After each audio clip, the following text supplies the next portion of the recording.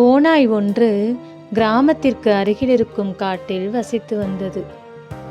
அந்த வருடத்தின் கோடை காலம் கொஞ்சம் கடுமையாக இருந்ததால் அந்த காட்டில் பஞ்சம் நிலவியது. அதன் காரணமாக சில நாட்களாகவே அந்த ஓநாய்க்கு சரியான வேட்டையும் சாப்பாடும் கிடைக்காமல் இருந்தது.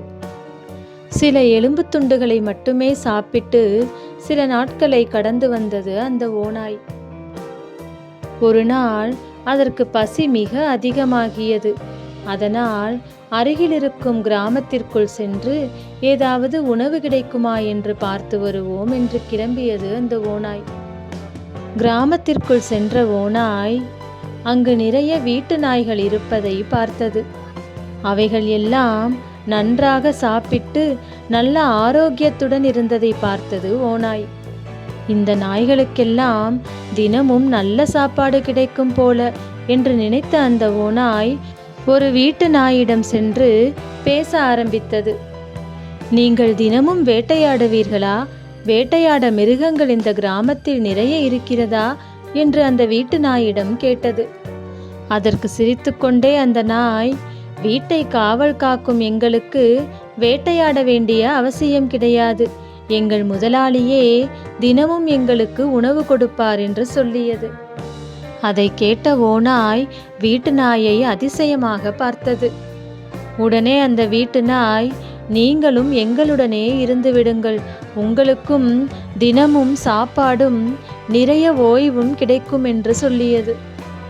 அப்பொழுதுதான் ஓநாய் அந்த வீட்டு நாயின் முதுகில் ஒரு வெட்டும் கழுத்தில் ஒரு தழும்பும் இருப்பதை பார்த்தது. உடனே நாயிடம், எப்படி இந்த வெட்டும் தழும்பும் உங்களுக்கு வந்தது என்று கேட்டது அந்த ஓநாய்.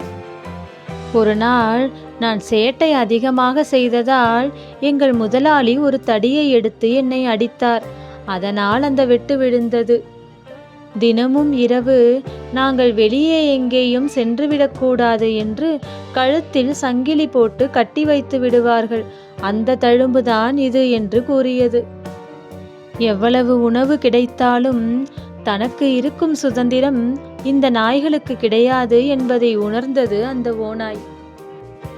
நிறைய உணவு கிடைக்கவில்லை என்றாலும் தனக்கு இருக்கும் சுதந்திரம் மிக பெரியது என்று புரிந்து கொண்டு அங்கே இருந்து மறுபடியும் காட்டுக்குள் செல்லத் தொடங்கியது அந்த ஓநாய்.